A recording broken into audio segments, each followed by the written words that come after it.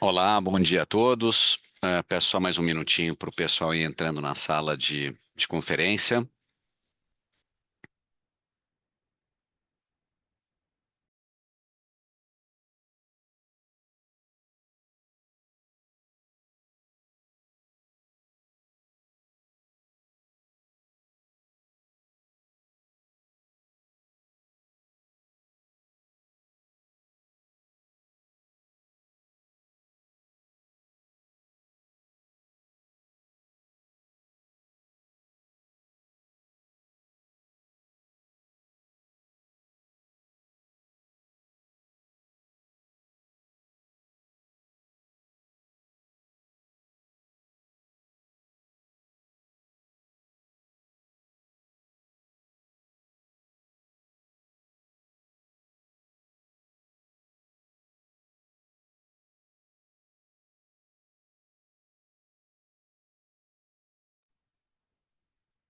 Bom dia a todos.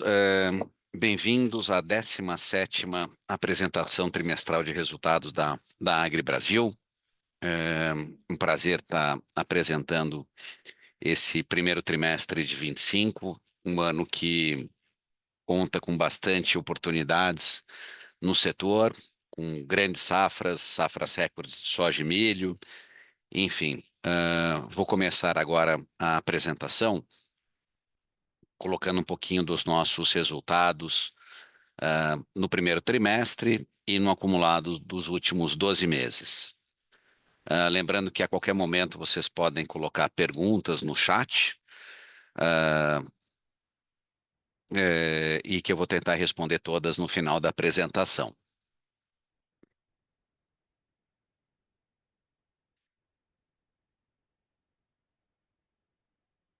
Então, bom, como de costume, nós temos 5 itens aqui a percorrer. Então, os primeiros são os highlights da Agri Brasil e depois a gente separa do TESC, destaques financeiros, desempenho financeiro e operacional, highlights TESC, desempenho financeiro e operacional TESC.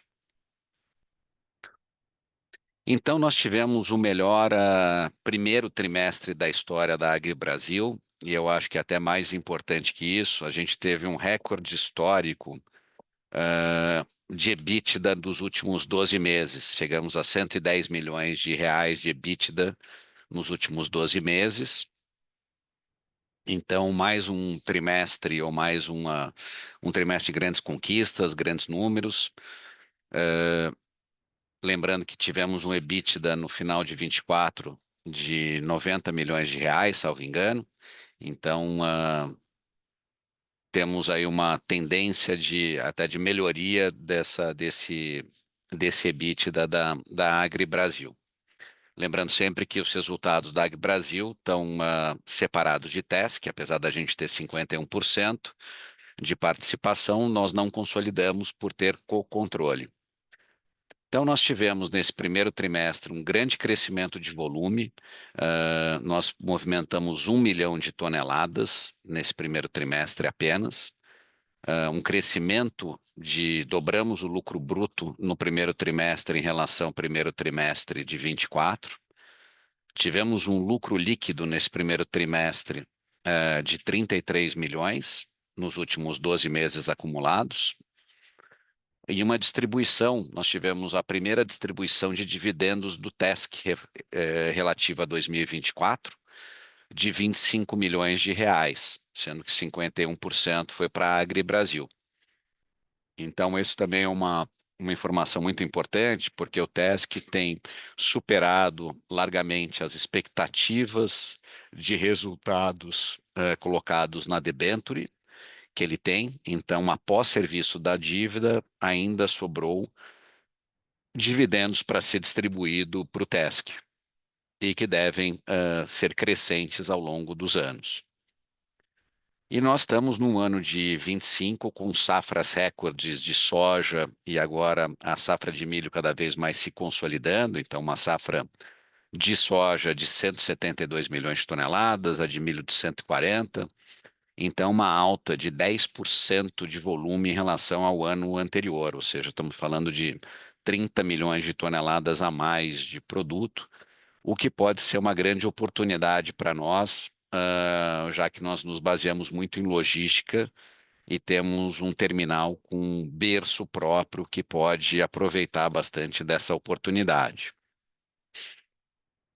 Nós tivemos ainda um atraso na colheita de soja e um atraso na comercialização, o que fez com que a gente tivesse volumes mais ou menos similares aos volumes exportados no primeiro trimestre do ano passado, mas ao mesmo tempo isso acumula mais estoques no interior que vão ter que ser exportados nos próximos trimestres. Então a gente deve ter um segundo semestre muito ativo e talvez com muitas filas, quanto mais filas tiverem em outros portos, mais vantagem a gente tem de exportar através do nosso porto.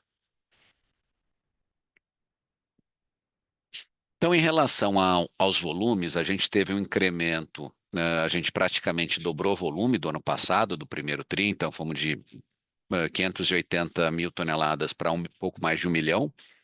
A soja, um crescimento na soja, mas um grande crescimento no milho. Eu diria que o fator desse grande crescimento foi que nós entramos já no ano muito aquecidos na exportação de milho, então viramos dezembro com muita exportação de milho, e esse foi o caso de janeiro. E a partir de abril, onde o produtor, a partir de março, talvez, tivemos janelas de exportação de milho importantes, que conseguimos reverter o produto, quer dizer, de soja para milho, e numa época que normalmente se exportaria soja, a gente conseguiu exportar milho também.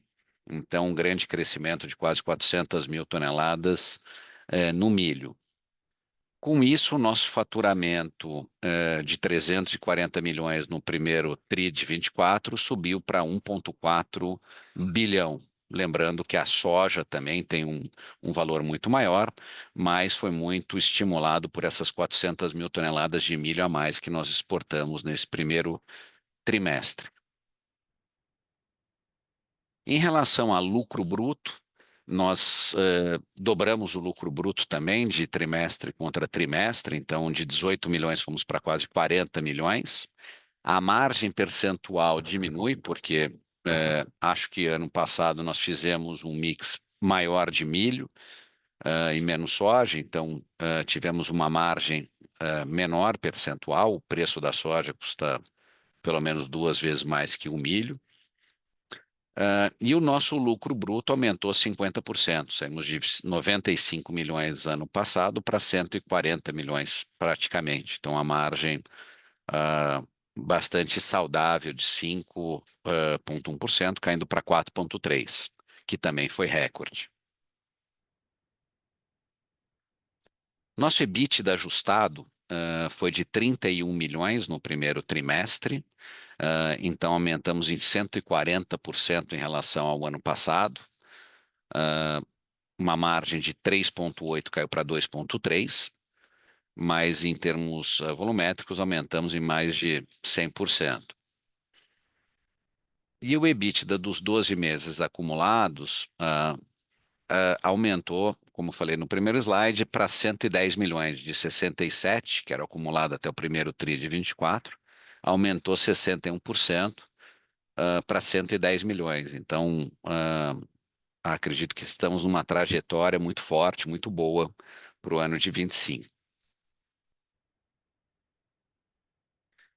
Nosso lucro líquido do ano passado, tivemos um pequeno prejuízo no primeiro TRI. Esse ano já entramos com um bom lucro. Lembrando que primeiro TRI para nós é um TRI mais fraco. Esse ano foi excepcionalmente mais forte, acho que principalmente pela entrada forte do quarto TRI de 24 na virada do ano para esse ano, inclusive, e com volumes maiores de soja, cada vez mais a gente vai começar a fazer mais volumes de soja, tanto FOB quanto custo e frete, algo que a gente também mudou no nosso perfil de fazer mais vendas custo e frete, o que nos permite ser melhores com a logística na próxima No próximo trimestre, a gente vai explorar um pouco mais essa explicação. E o lucro líquido acumulado nos últimos 12 meses, fechamos aqui com um grande crescimento de 33 milhões, então finalmente entrando numa velocidade, em níveis de lucro muito interessantes. Nossos destinos de venda, lembrando que nossa missão o nosso propósito é ser nascida no Brasil para alimentar o mundo. E isso tem ficado muito em voga nos dias de hoje, toda a confusão geopolítica, enfim, a gente é uma dos poucos players brasileiros, somos o terceiro maior exportador de grãos, uma empresa controlada, de capital nacional, então temos muito orgulho de estar nessa seleta lista, e é nosso destino de vendas, como sempre, Meio Oriente e Norte da África, e Ásia, quer dizer, são dois dos continentes mais populosos do mundo, que tem muita necessidade de alimentação, enfim, e que a gente consegue eh, prover uma boa parte da proteína que eles precisam, ou do milho que eles precisam para a produção de ração e que é feito para a produção de carnes no final das contas.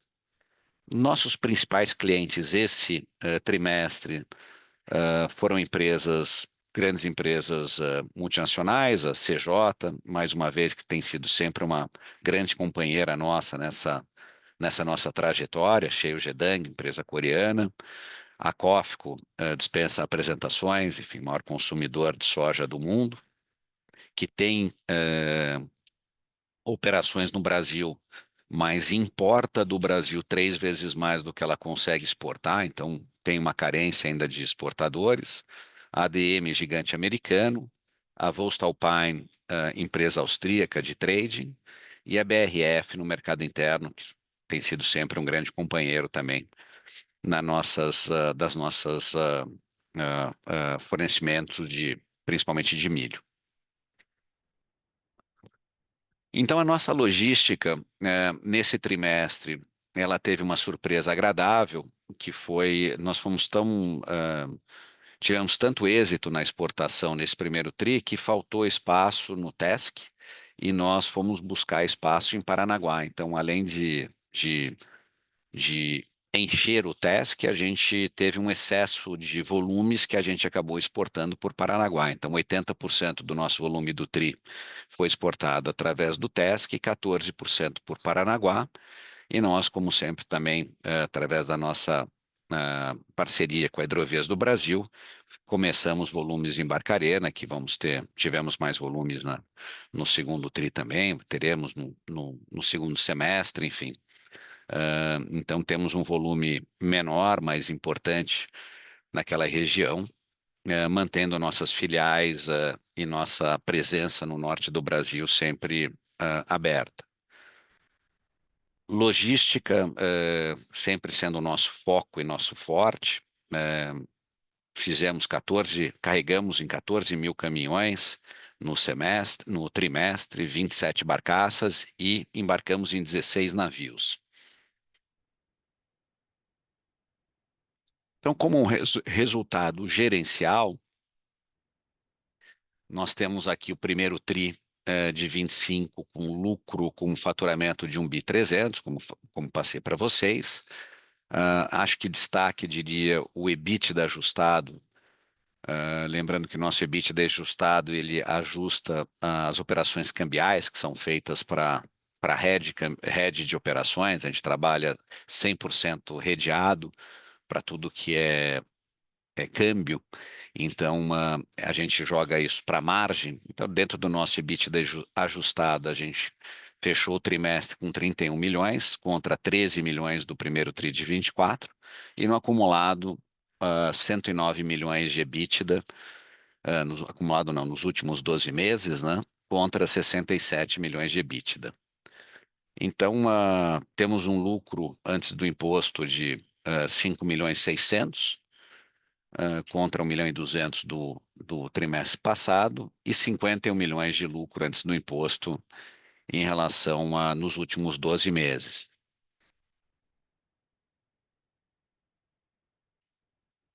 Em relação ao nosso endividamento, a gente segue bastante tranquilo com o endividamento, tanto da Brasil quanto do Tesc. Vou passar depois o do Tesc para vocês também, mas o endividamento do Brasil, da AgriBrasil, ela tem uma única dívida de longo prazo, ou seja, acima de um ano, que foi uma dívida de aquisição para a compra do Tesc.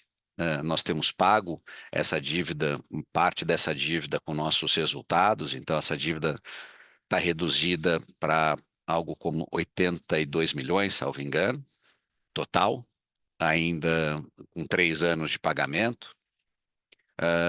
E a nossa dívida, ela representa 0,8 EBITDA. Então, à medida que nós vamos crescendo o EBITDA e pagando essa dívida, ela cai de 2,2 no começo do ano passado para 0,8 nesse primeiro trimestre. E o resto das dívidas, como a CC, NCS, são dívidas operacionais que estão sempre atrelado a produtos ou a recebíveis de clientes. Então, a gente considera apartado essa dívida. Então, e falei um pouco, falei de AgriBrasil, agora falar um pouquinho de Tesc. Tivemos também resultados recordes de Tesc, que temos melhorado a cada trimestre. Então, tivemos um crescimento de volume de grãos. Lembrando que o Tesc é um terminal multipropósito. Temos um berço dedicado a grãos e 2 berços dedicados a outros produtos. Tivemos um crescimento de 85% no volume de grãos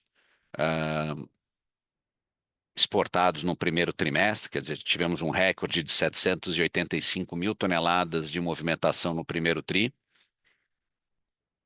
Nós também tivemos um crescimento importante nas outras operações de descarga, aumentamos em 30%, principalmente em aço. A gente faz tanto aço dentro de um contrato longo de take-or-pay, aço produzido em Tubarão, aço nacional, como aço importado vindo da China.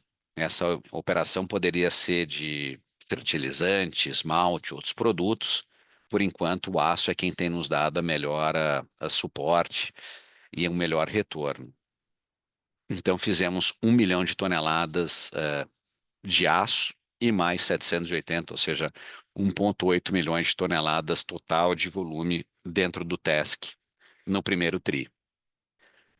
Tivemos um crescimento no lucro bruto do Tesc de 36%, um crescimento de EBITDA de 40%, e tivemos um volume nesses últimos 12 meses de 6,1 milhão de toneladas, uma alta de 22%. Então, temos crescido em margem e em volumes no Tesc. Eu tenho comentado que a beleza do modelo da AgriBrasil junto com o Tesc é que a gente garante o máximo de volumetria para poder buscar a margem do Tesc, que é uma margem estrutural de quase 50%. Então, no que é grãos, e que representa mais de 40% da margem do Tesc, a gente consegue contribuir bastante buscando uma melhor composição de produtos, soja, milho, enfim, viramos algumas vezes nesse primeiro tri entre soja e milho, buscando a melhor volumetria para o terminal. Nós tivemos também uma renegociação entre AgriBrasil e Tesc, que aumentou o volume de elevação, o volume não, a tarifa de elevação era contratual, quer dizer, era pré-discutido, então tem um aumento de quase 20% na tarifa de elevação entre AgriBrasil e Tesc, e isso vai se refletir em melhores resultados para o Tesc para o ano. E por último, nós continuamos investindo no Tesc, então temos vários projetos ao redor do Tesc, um deles que é de expansão de pier, expansão para mais 77 metros de expansão. Na próxima reunião eu devo colocar um slide específico sobre isso. Mas essa obra já teve toda a parte de licenciamento ambiental, agora está nos últimos trâmites na ANTAQ e na Secretaria Nacional de Portos, e nós esperamos que isso esteja aprovado em julho para começar obras em agosto. Então, uma obra que deve durar 12 meses, e uma vez pronta, ela nos permite adicionar mais volume, porque a gente teria sempre livre 2 berços de atracação, e com isso mais resultado de cerca de 30 milhões de EBITDA a mais por ano.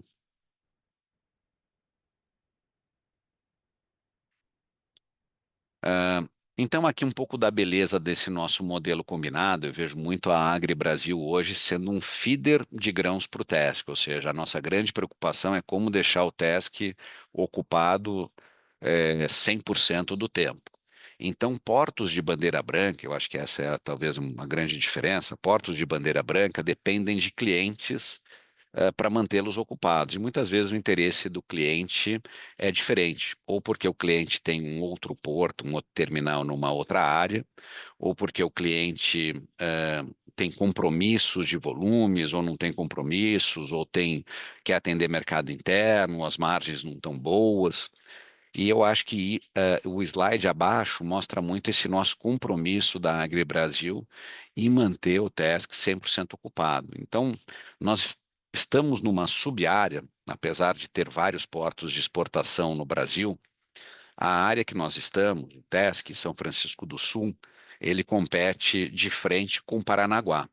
Então, todo o volume que vem do Paraná, Mato Grosso do Sul, obrigatoriamente sai por esses portos, então nós não temos concorrência com Barcarena, ou com Santos, ou com Tubarão, nem com o Rio Grande, no Rio Grande do Sul.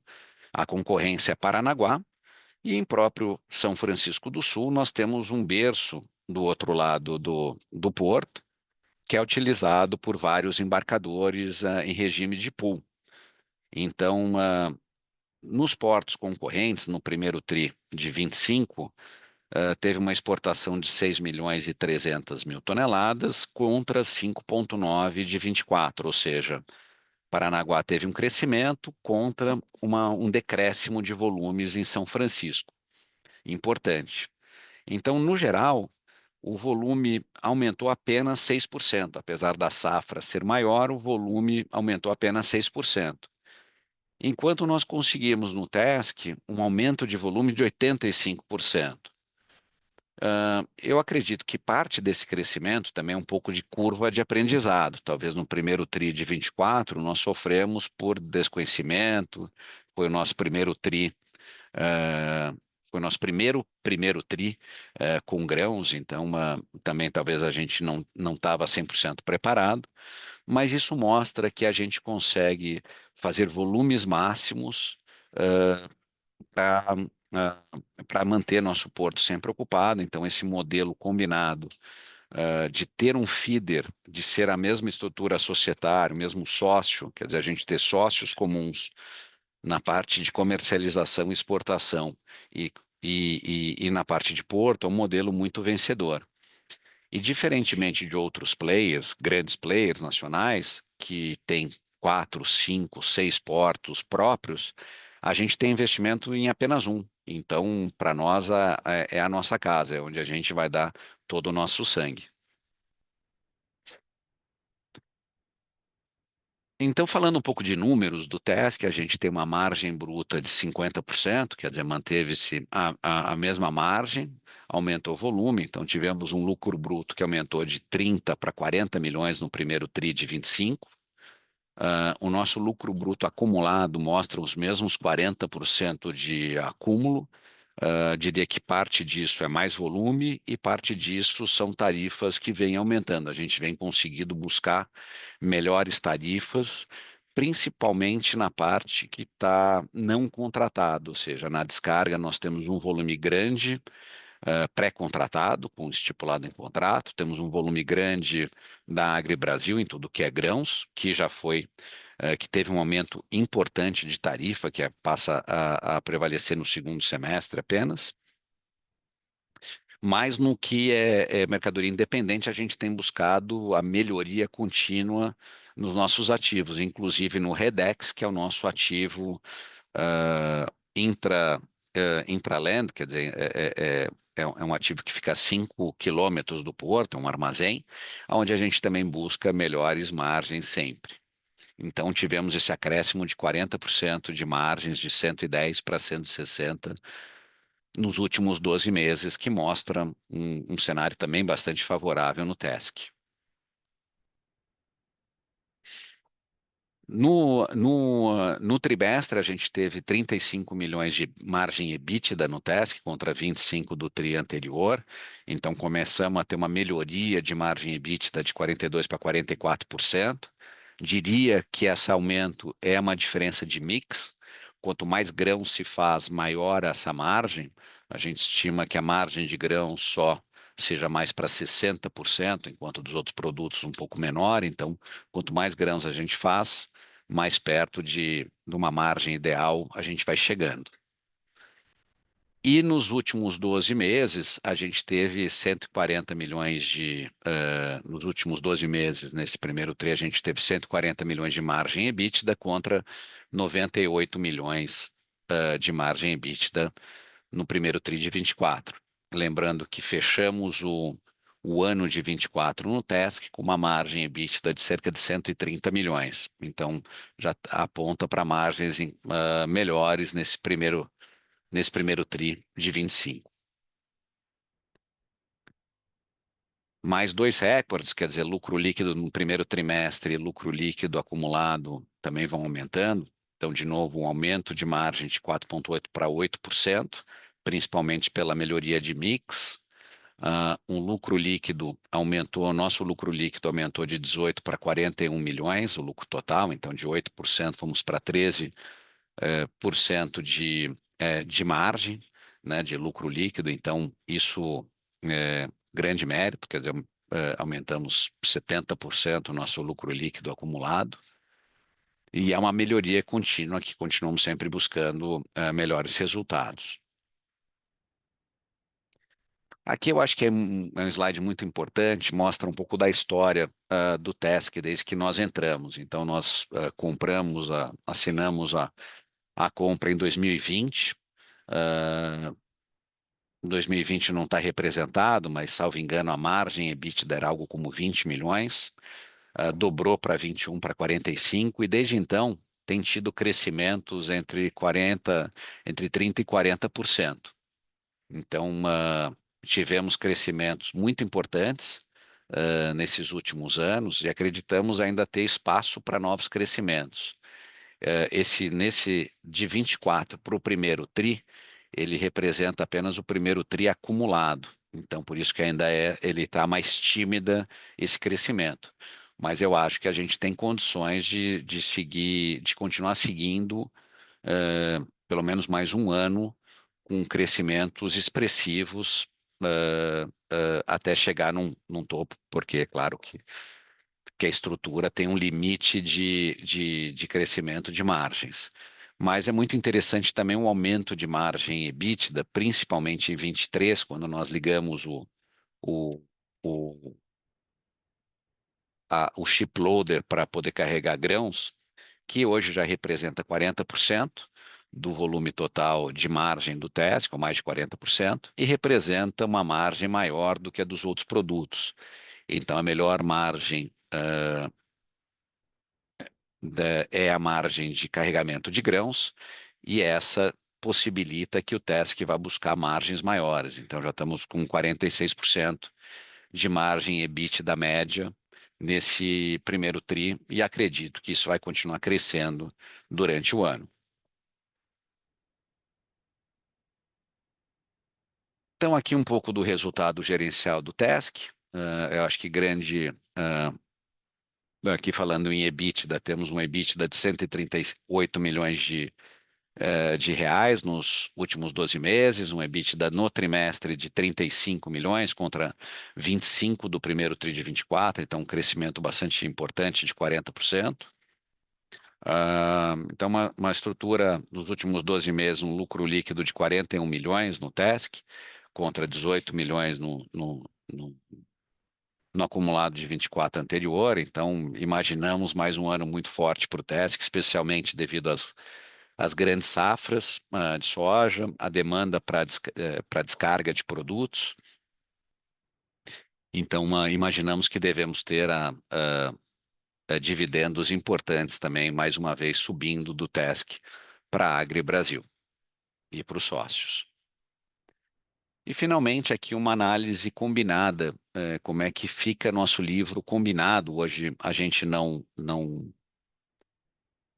consolida o TESC, mas caso consolidássemos, a gente estaria falando de uma empresa, de um grupo com 3,5 bi de faturamento, últimos 12 meses, com lucro líquido, lucro bruto de quase 300 milhões, um EBITDA ajustado de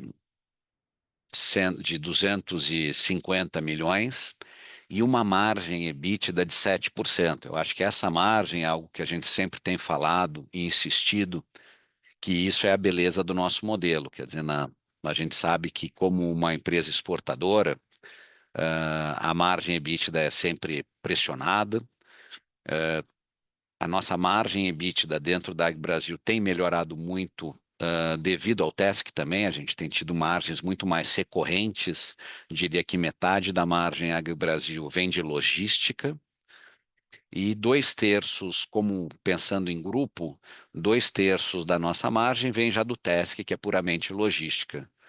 Como diria que metade da margem da Ag Brasil vem de logística, então estaria dizendo que 80% da nossa margem é relacionada à logística, o que traz muito menos volatilidade, muito mais previsibilidade. E é lógico que, com o TESC com uma margem de 46%, o máximo de volume, nossa missão principal é trazer o máximo de volume para o TESC, para que a gente consiga buscar essa margem de 46%. E com isso nos traz uma margem combinada muito mais interessante, de 7%. Na época eu falava que essa margem combinada chegaria a 5, 6%, já até ultrapassamos esse valor. No nosso modelo também, lá atrás, em 2021, quem nos acompanhou, quem tiver interesse de assistir os nossos releases anteriores, verá que a gente falava de uma fábrica de processamento de etanol que estava nos nossos planos, que poderia jogar essa margem para cima de 10% combinadamente. Quer dizer, esse era um pouco mitigador de riscos e melhoria de margem percentual. Mas esse projeto já não está mais nos nossos planos. Estamos aqui totalmente debruçado no crescimento, melhoria do TESC, em novos, eventualmente, terminais portuários, porque gostamos muito dessa tese de combinada, sempre com muito olho para a logística, para o terminal, e tendo uma exportadora, tendo a Agri Brasil como a feeder do terminal, né? Então, essa é a nossa tese, e vocês também veem como lucro líquido também bastante saudável. Eu acho que o resumão da história são aqui os lucros brutos, todos recordes aqui, ah, tanto na AgriBrasil como no TESC. Então, um trimestre extremamente forte, ah, e, e a recorrência, quer dizer, até agora, esse segundo trimestre também está bom, está aquém de volumes que a gente esperava. A gente esperava grandes filas em Paranaguá, isso ainda não ocorreu, grandes filas em todos os portos, né, devido às safras recordes. Não ocorreu esse caos logístico, então, quer dizer, o Brasil tem sido capaz de exportar, o produtor tem retido a comercialização e o Brasil tem sido, então, capaz de exportar sem grandes traumas essas safras. Mas a gente imagina que tem um acúmulo de volume que tem ficado para trás e que isso, em algum momento, pode trazer complicações logísticas, o que sempre traz uma oportunidade para a Agri Brasil aumentar margens e aumentar seu nível de serviço pelo fato de ter o acesso a um terminal com berço privado.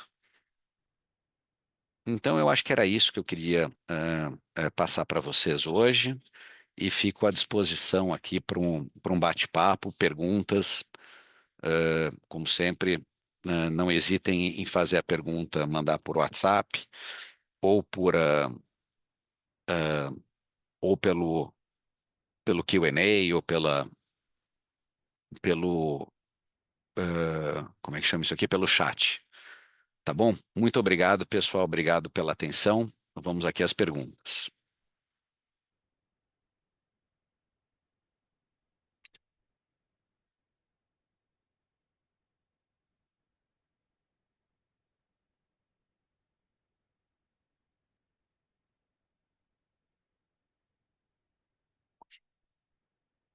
Bom, vamos lá. Primeira pergunta do Evandro. Obrigado pela pergunta, Evandro.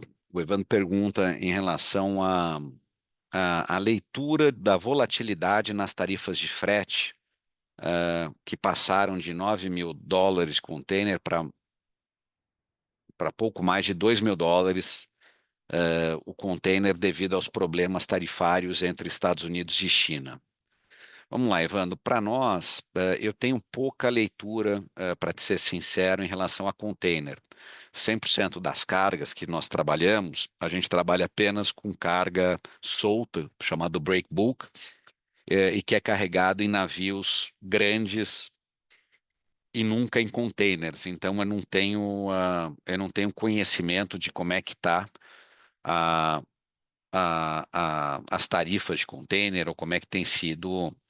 Me parece interessante, quer dizer, a gente teve, no passado, eu já tive uma experiência onde nós embarcávamos grãos em container, o que é uma certa barbaridade, porque é um produto que vai muito bem, que tem um frete muito barato, em grandes navios, mas nós tivemos essa oportunidade lá por 2012, até fui sócio de uma empresa que fazia essa containerização de grãos, mas na época o container para a China custava US$ 350. Quando ele passou para 2.000, isso matou completamente a competitividade. Então, para te dar uma ideia, hoje um frete para a China custa algo como 30 e poucos dólares, US$ 34, US$ 33. Então, num container com 27 toneladas, isso seria equivalente a US$ 900. Então, isso para o grãos não muda nada. Mas aproveitando o gancho na tua pergunta, eu diria que nós temos com um nível de frete baixo, ou relativamente baixo, 30 e poucos dólares para a China é um frete relativamente baixo para uma viagem de 40 e poucos dias. Ah, Mudou pouco o cenário, acho que essa a guerra comercial mudou pouco o cenário de frete, para grãos, pelo menos. Ah, a gente leva grande parte do nosso volume vai para o Meio Oriente, vai para a China. Nós não vimos ainda de fato um shift, quer dizer, nesse momento que começa a guerra comercial, é o momento que o Brasil e a Argentina estão em plena safra. Então, é um momento que Estados Unidos já não é competitivo, então não teve nenhuma reação. A gente vai ter que ver nas safras americanas em setembro, outubro como é que vai estar essa questão de guerra comercial. Mas não vejo grandes oportunidades para o Brasil. No fundo, quando nós tivemos a última guerra comercial, a China comprou 100% do Brasil e os Estados Unidos acabou vendendo para todos os outros destinos que o Brasil vendia. Então, Southeast Asia, Vietnã, Indonésia, Japão, Coreia, Europa e por aí vai. Então, então não vejo, quer dizer, é positivo para o Brasil, mas não é game changer, pelo menos por enquanto. A gente tem, vamos ver o que que vem a mais dessa guerra comercial, mas ao mesmo tempo também o Trump tem sido, ele começa uma batalha, mas releva depois e chama para a mesa para conversar. Parece que tem sido esse mais ou menos a atitude dele. Mas eu acho que Brasil, de uma forma geral, tem, tem ficado muito em voga por temas de food security, que têm sido revisitados desde o Covid e ampliados muito pelo cenário da guerra Rússia-Ucrânia, que são dois grandes exportadores de grãos e oleaginosas, e por essa guerra comercial China-Estados Unidos. Então, estamos aqui com grandes interesses, grandes conversas, com uma série de clientes novos, enfim, todos os olhos voltados para o Brasil, e para a Argentina numa menor escala.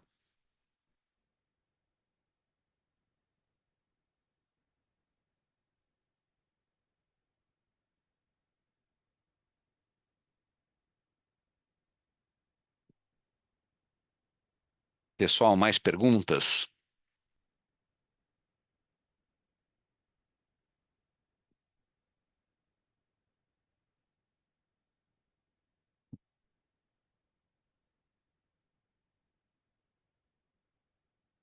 Bom, estou recebendo uma pergunta por WhatsApp. Ah, e a pergunta é em relação a, a logística no Brasil. Como você vê a logística de grãos para o segundo semestre, caso tenha safras cheias de milho?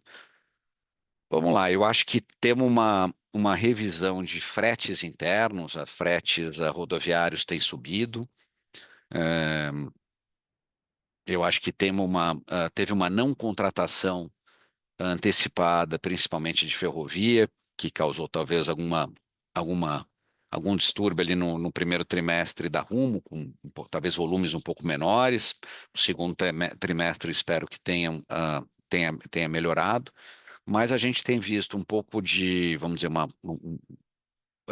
valores de fretes rodoviários bem mais fortes do que do ano passado. O que é bom, o que é positivo, até para o caminhoneiro poder pagar suas despesas.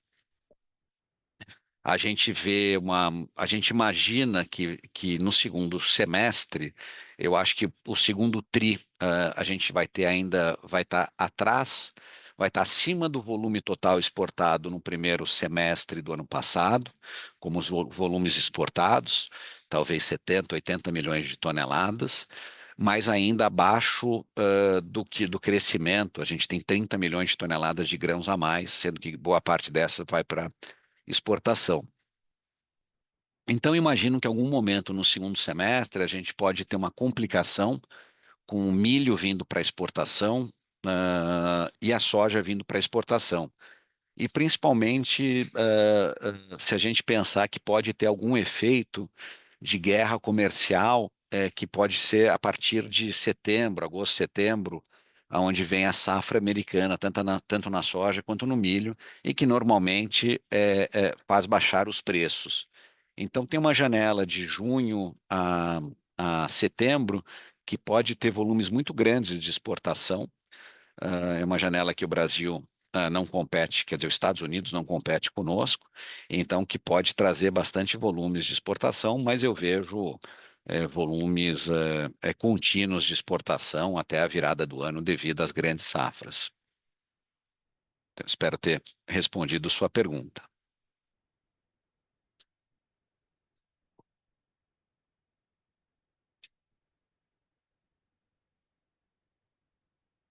Pessoal, não recebi mais perguntas aqui.